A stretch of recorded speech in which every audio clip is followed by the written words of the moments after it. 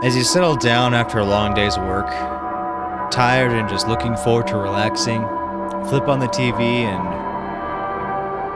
you get your TV dinner out, whatever the heck you're doing. You're just enjoying the night. You get a random knock at your front door. Naturally, you go over and open the door to see who it is, and there's no one there. A little bit creeped out, you close the door and figured you just heard something hit your door. But just as you're about to sit back down, you hear the knock again, 3 times. You go back to your front door to find out who the heck it is, but there's still no one there. This isn't funny, whoever you are, you yell out as you close the door a second time. And just as you close the door a second time, you hear the knock on the door again, louder. You swing the door open just before the third knock stops. But there's no one there again. A bit freaked out at this point, you run out into the hallway.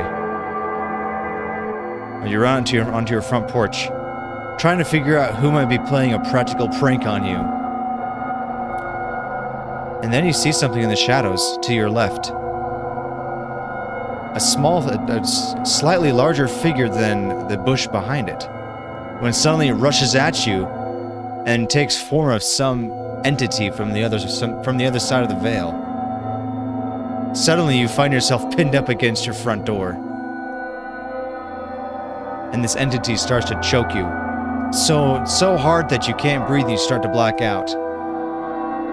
And suddenly you wake with a start. It's 4 o'clock in the morning, roughly an hour before you have to get up to go to work. It was all just a dream. But your neck hurts a lot, more than it should.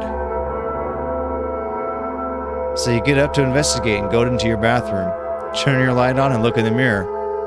And right there on your neck are 4 to 5 marks of fingerprints. Welcome to Scary Stories. The Girl Who Stood on a Grave. Some boys and girls were at a party one night. There was a graveyard down the street, and they were talking about how scary it was. "Don't even stand on a grave after dark," one of the boys said. "The person inside will grab you. He'll put you under." "That's not true," one of the girls said. "It's just a superstition." "I'll give you $1 if you stand on a grave," said the boy. "A grave doesn't scare me," said the girl. "I'll do it right now." The boy handed her a knife. "Stick this knife in one of the graves," he said. Then we'll know you were there. Then you will know you were there." The graveyard was filled with shadows, and it was as quiet as death. There was nothing to be scared of, the girl told herself, but she was scared anyway. She picked out a grave and stood on it. Then quickly she bent over and plunged the knife into the soil, and she started to leave, but she couldn't get away. Something was holding her back. She tried a second time to leave, but couldn't move. She was filled with terror. "Something's got me," she screamed, and she fell to the ground. When she didn't come back, the others went to look for her. They found her body sprawled across the grave. Without realizing it, she had plunged a knife through her skirt and had pinned it to the ground. It was the only knife that held her. She had died of fright. A new horse. 2 farmhands shared one room. One slept at the back of the room, the other slept near the door. After a while, the one who slept near the door began to feel very tired early in the day. His friend asked what was wrong. "An awful thing happens every night," he said. "A witch turns me into a horse and rides me all over the countryside." "I'll sleep in your bed tonight," his friend said. "We'll see what happens to me." About midnight, an old woman who lived nearby came into the room. She mumbled some strange words over the farmhand, and he found he couldn't move. Then she slipped a bridle on him and turned him into a horse. The next thing he knew, she was riding him across the fields at breakneck speed, beating him to make him go even faster. Soon they came to a house where a party was going on. There was a lot of music and dancing. They were having a big time inside. She hitched him to the fence and went in. While she was gone, the farmhand rubbed against the fence until the bridle came off, and he turned back into a human being. Then he went into the house and found the witch. He spoke those strange words over her, and with the bridle he turned her into a horse. Then he rode her to a blacksmith and had her fitted with horseshoes. After that, he rode her to the farm where she lived. I have a pretty good filly here, he told her husband, but I need a stronger horse. Would you like to trade? The old man looked over her, and he said he would do it. So they picked out another horse, and the farmhand rode away. Her husband led his new horse to the barn.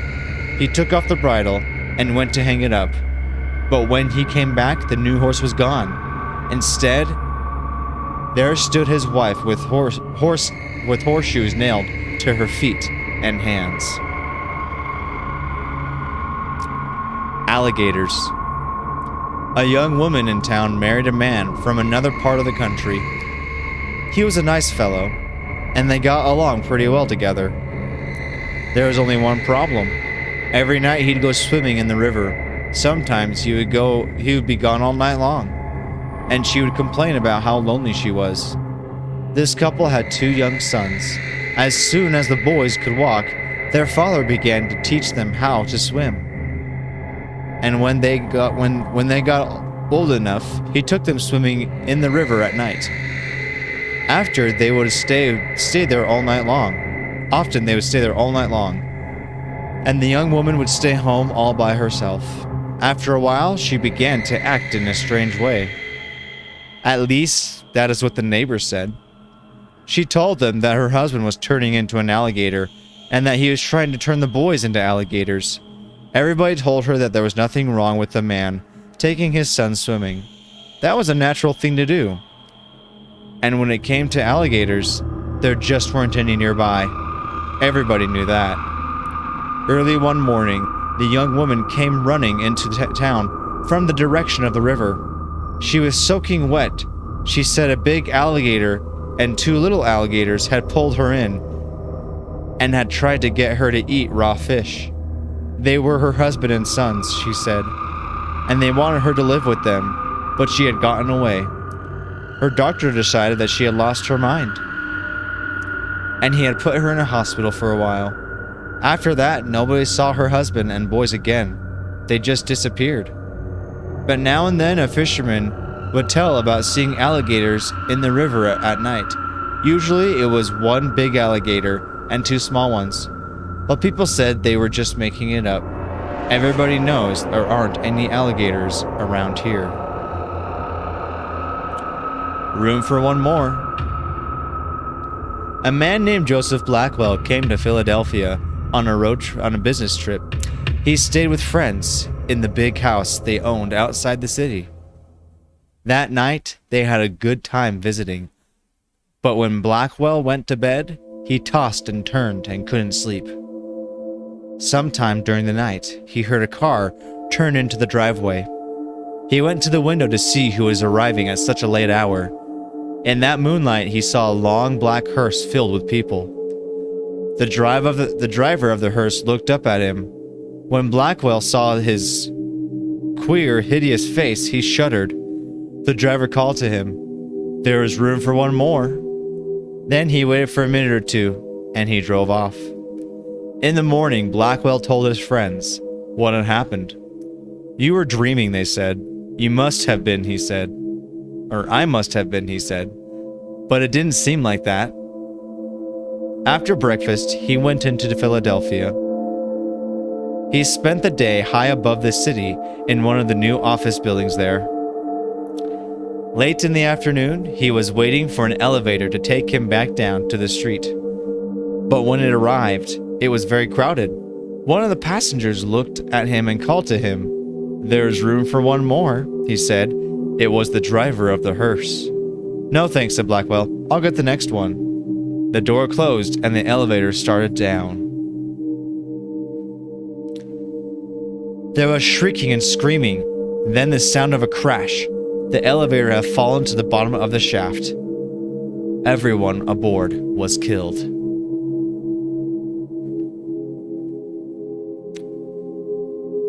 The Wendigo. A wealthy man wanted to go hunting in a part of North Canada where few people had ever hunted. He traveled to a trading post and tried to find a guide to take him, but no one would do it.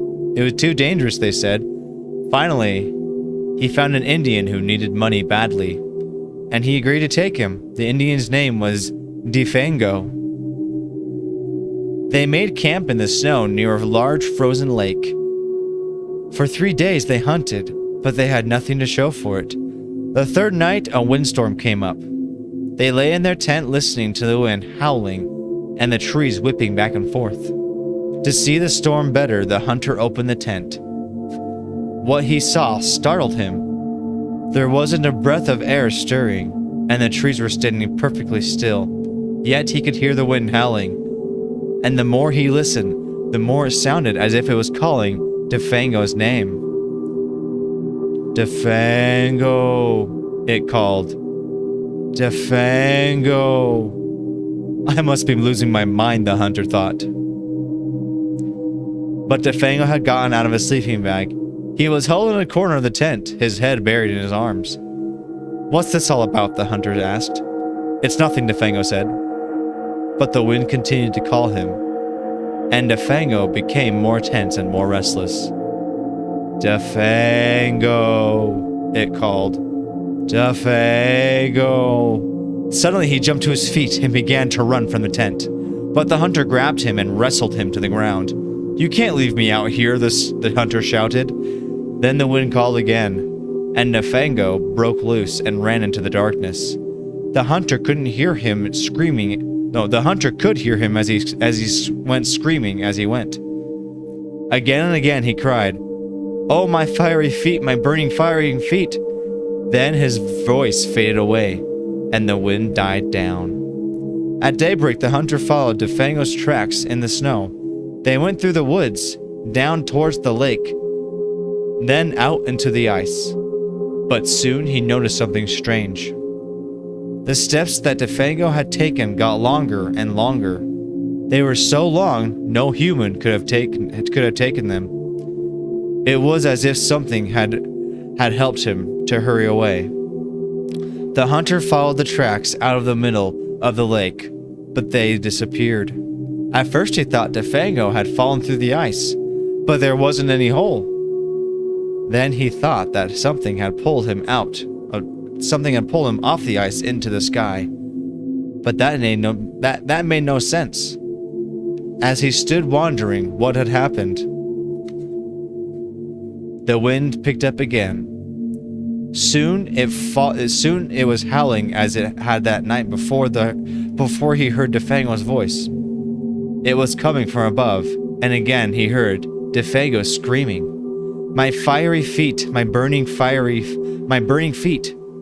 But there was nothing to be seen. Now the hunter wanted to leave that place as fast as he could. He went back to the camp and packed. Then he left some food for Defango, and he started out. Weeks later, he reached civilization. The following year, he went back to hunt in that area again.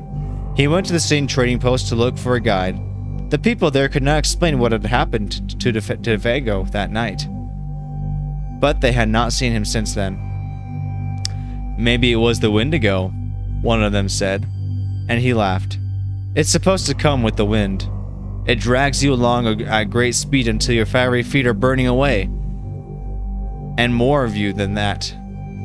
Then it carries you into the sky, and it drops you. It's just a crazy story, but that's what some of the Indians say. A few days later, the hunter was at the trading post again. An Indian came in and sat by the fire. He had a blanket wrapped around him, and he wore a hat so that you couldn't see his face.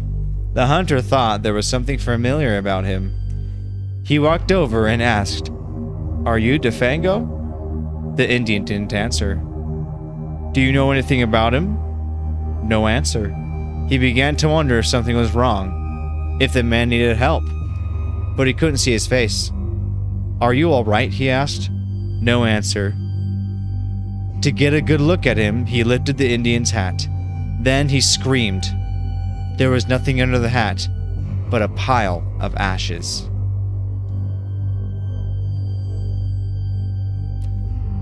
Thank you for joining me, Mr. Chrome, with these scary stories. If you're enjoying these scary stories and would like to see more, please let me know in the comments below. Until next time, let the darkness take control.